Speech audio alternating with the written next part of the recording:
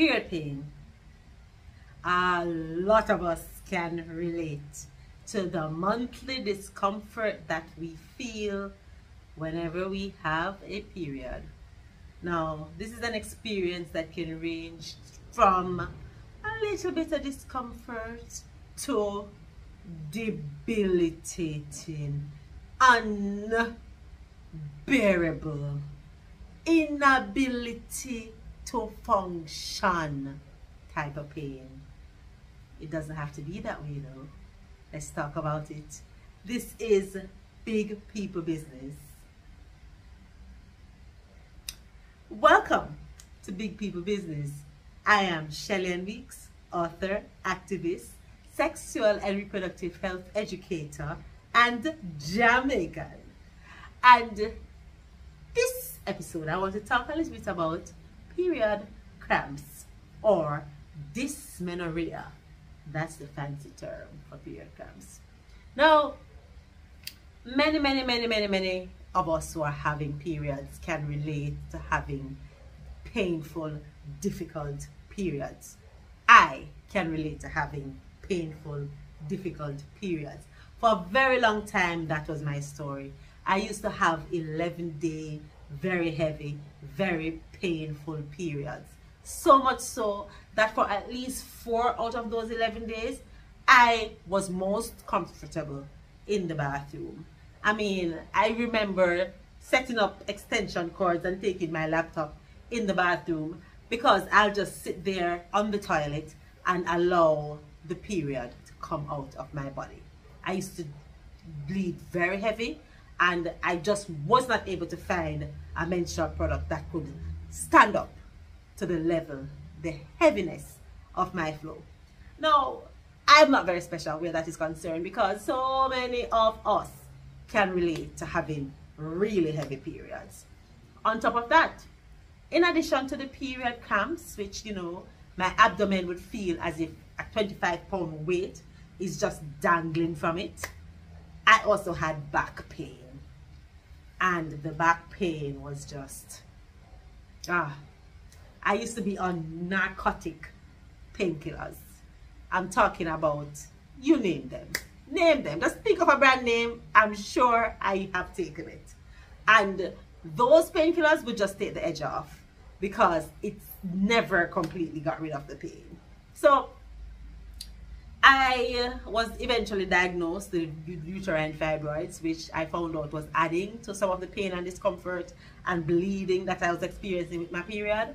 And when I got that diagnosis, after many consultations and conversations, I was going to go through with a partial hysterectomy where I would remove my womb but I'd keep my ovaries. Long story short, I decided to try as an experiment to change my relationship with food, and let's just say my periods are no longer heavy, no longer 11-day. As a matter of fact, I have 3-day periods now. Yeah, I said it. 3-day periods now. Symptom-free periods now, as in no pain at all periods now. My periods are not full of clots, it's not very heavy, and they come really easy. Nothing to report. I have a period for a couple of days and I'm back to business. And that is really what I would like us to strive for, because having a period is necessary for life. Period is important for us to function. And as much as it can feel like an inconvenience, I like to know that I have a period every single month. I will not take any birth control that stops my period as long as I'm able to. I know for health reasons a lot of us choose to do that, but it is very important to me that I have a period every month. I feel better knowing that my period flows every month. But I said I wanted to talk about dysmenorrhea, so we're going to talk about dysmenorrhea. And I want to talk about that because I want to give you some of the tools that I used to ensure that my periods are short and symptom-free and healthy periods. All right? So I'm going to give you 5 tips that you can use to help with your difficult periods. One thing that I want you to remember before I get into the tips is that some of the pain and discomfort that we feel when we have our periods is not always because of our periods. We always just attribute it to our periods because that's what's happening at the time.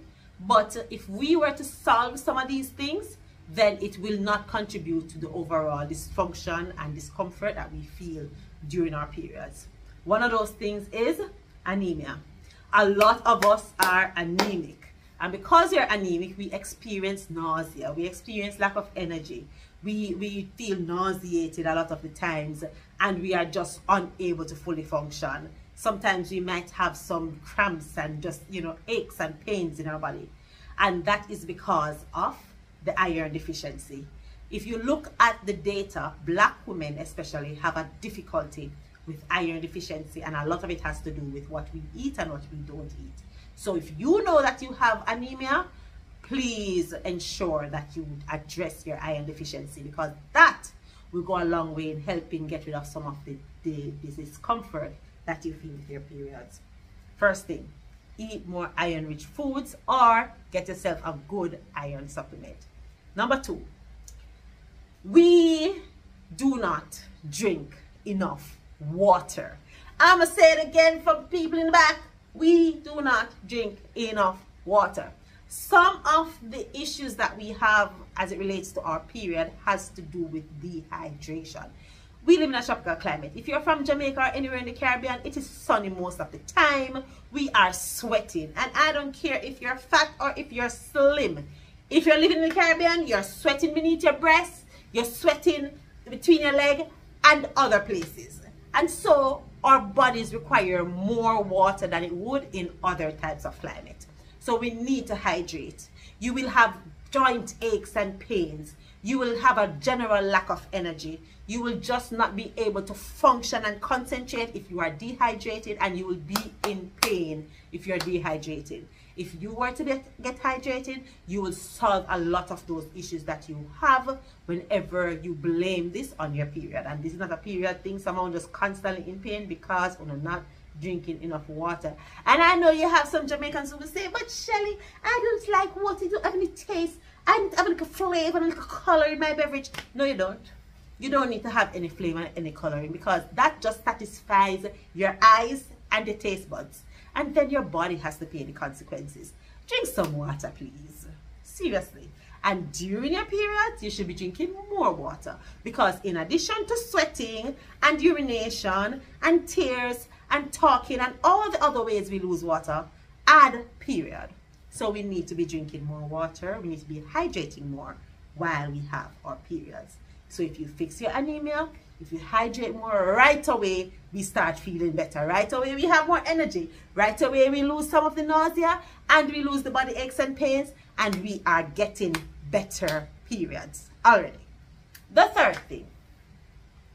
Now this is something that a lot of us don't want to do, and we say we don't have the time to do it, but we have to find the time because it is necessary, not just for our overall health, but it can definitely help with our period cramps, and that is exercise. Exercising is so important because the hormones that we release during exercise are natural painkillers. One, it makes us feel better too, and exercise is a great way for us to balance our hormones, so that a lot of the symptoms that we will get from having a high level of estrogen in our system will now be reduced, because our body has neutralized that through exercise. So exercise is good for you. Also, it will give you a nice energy boost. So, you know, you normally feel lethargic and, you know, you just can't bother, you don't have the energy. We dealt with that with the anemia. We dealt with that with the hydration. Add a third tier with the exercise, and let me tell you, you are going to feel the difference. Okay? Exercise. Good. The next thing that you want to do is, oh, this is going to be hard for some of you. You're going to reduce the intake of the processed foods. You're going to reduce the intake of the fried, salty, spicy foods, and you're going to reduce the intake of dairy products. Now, I know a lot of what I just said, you're going to say, but Shelly, those are the things that I want to eat when I'm on my period. Because they taste nice. But like I said, the taste only lasts while they're in your mouth. And now your body has to pay for the inflammation that's going to come with that. Now your body gonna have to deal with the hormone imbalance that comes with eating some of the food that you're eating. So I just want you to remember that what you eat matters, and the less processed food you eat, the more you feel better, and the more you will have better, healthier periods. So reduce your intake of processed foods, especially the week before and during the week of your period, because your body will thank you. Huh? Yes, yes. That's tip number 4. Tip number 5. What's your sleeping patterns like? Are you sleeping? Yes, I know you're busy people. Yes, I know you have a million things doing. But if you're not sleeping, you're not healing. If you're not sleeping, your brain is not getting a chance to rest. Your body is not getting a chance to rejuvenate. Your reproductive system is not getting an opportunity to heal. You need to be sleeping. Women require more sleep than men. Don't listen to me. Check the data. It is important that we get our sleep, because if we are not rested, we are going to feel the impact the following day. A lot of us go to sleep hours of night because we are on the phone. You know yourself, what you're watching at night time. In the bed soon now. Put the phone outside of your bedroom, turn off your TV and go to sleep. You need to get your 8 hours of sleep in. If you're not getting your 8 hours, you need to get a good solid maximum 6.5 hours, and make sure you get it in a room that is as little technology in that room as possible. Ensure the lighting is minimal in that room. The space needs to be dark, and you need to have a space that is conducive to restful sleep. Some of you cannot sleep without the TV on. What you forget is that even though your eyes are closed, your ears aren't. So your brain has to process all of what it's still hearing while you're sleeping. And so when you wake up in the morning after a night of sleeping, you're tired because your brain was processing all of that TV playing, all the noise in the background that was still happening as a result of the tech that you have around you. So you have to do better when it comes to your sleeping. Okay? If you're not sleeping, you're paying for it when you're awake. Sleep is very important. All right? It is important that you take care of your body, because what you do to it has consequences. And some of us are feeling a lot of pain and discomfort with our period, not just because our periods are unhealthy, but because you are unhealthy, because of the things that you're doing to yourself. A lot of us think about exercise and we think about weight loss. And part of that is marketing, because a lot of persons, when they talk about exercise, they associate it with weight loss. And it is very important to me that we change the conversation around exercise, because as far as I'm concerned, exercise is the magic. Exercise has many benefits, and at least of it is weight loss. And a lot of the benefits that it has to do with our cognitive ability. We need to exercise to allow our brain to detoxify itself and to renew itself and function better. We need to exercise so our pores can get to detoxify itself. That's why we sweat while we exercise. That is your body getting toxins out of it. So we have to do better about taking care of ourselves. All right? You don't have to have painful periods. You can have healthy, short, nice, easy periods, but it depends on what you do. I'm gonna leave it there.